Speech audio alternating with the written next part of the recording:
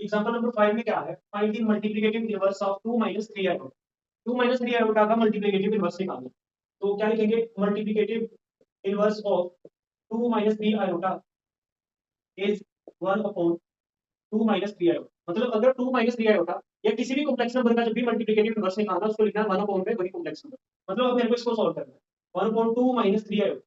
अब अगर 1 upon 2 3 iota को सॉल्व करना है तो रैशनलाइजिंग कर लेंगे, माइनस है तो 2 3 आयोटा से मल्टीप्लाई और 2 3 आयोटा से डिवाइड। माइनस हो तो ये सेम नंबर सेम रखना, माइनस हो तो साइन प्लस कर देना, प्लस हो तो माइनस कर देना। ऐसा क्यों, क्योंकि a minus B into A plus B denominator में इससे हर बार एक आइडेंटिटी लग जाए और ऊपर 1 से मल्टीप्लाई करने के बाद सेम है 2 3 आयोटा और डिवाइड में a minus B into A plus B.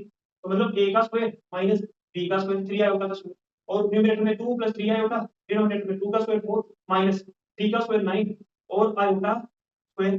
ठीक है, 2 3 iota divided by 4 minus 9 iota square होता है -1 तो आएगा 2 3 आयोटा डिवाइड बाय 4, ये माइनस और minus plus 9 1 9 2 3 iota divide by 9 plus 4 कितना होता है 13। अब आप चाहो तो 2 अपॉन 13 प्लस 3 आयोटा अपॉन में 13 इस दोनों के डिवाइड में 13 लिख सकते हो, जिससे a प्लस b आयोटा मतलब रियल प्लस इमेजिनरी की फॉर्म में है। ठीक है, तो इस तरह से किसी भी कॉम्प्लेक्स नंबर का मल्टीप्लिकेटिव इनवर्स निकाल सकते हो। अब मेथड नंबर 2 से भी ट्राई करेंगे, पहले इसको नोट कर लो।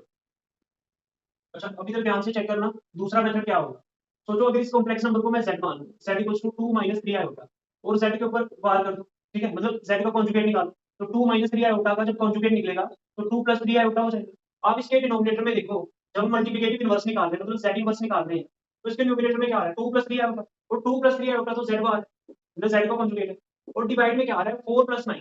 अब 4 9 कैसे आया होगा, या आप थोड़ा सा ध्यान से देखो 2 स्क्वायर और 3 स्क्वायर का रिलेशन दिख रहा है तो ये कहीं ना कहीं मॉडुलस ऑफ z से आता है। मॉडुलस ऑफ z क्या होता है, under root X square plus Y square, मतलब अंडर रूट रियल पार्ट का स्क्वायर प्लस इमेजिनरी पार्ट का स्क्वायर। रियल कितना था, रियल 2 था तो 2 का स्क्वायर प्लस इमेजिनरी पार्ट कितना था -3 तो -3 का स्क्वायर।